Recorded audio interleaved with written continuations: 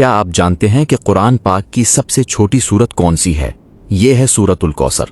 یہ قرآن مجید کی 108ویں سورت ہے، جس میں صرف 3 آیات، 10 الفاظ اور 42 حروف ہیں۔ یہ سورت مکہ مکرمہ میں نازل ہوئی اور اللہ تعالیٰ نے اسے اپنے محبوب نبی حضرت محمد وسلم کو عظیم خوشخبری کے طور پر عطا فرمایا۔ الکوثر کا مطلب ہے بہت زیادہ خیر و برکت۔ مفسرین کے مطابق اس میں جنت کی ایک نہر بھی شامل ہے، جسے اللہ تعالیٰ نے رسول اللہ علیہ وسلم کو عطا فرمایا۔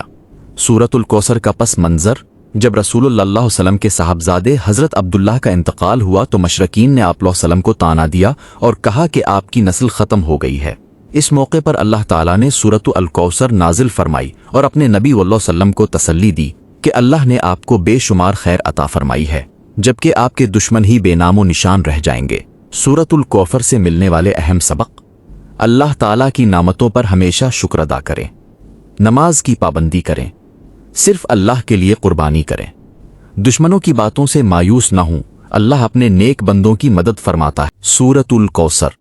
بسم اللہ الرحمن الرحیم۔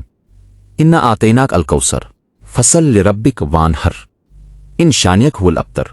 اختتام: اگر آپ کو یہ معلومات پسند آئیں تو ویڈیو کو لائک کریں، اپنے دوستوں کے ساتھ شیئر کریں اور مزید مستند اسلامی معلومات کے لیے ہمارے چینل کو سبسکرائب کرنا نہ بھولیں۔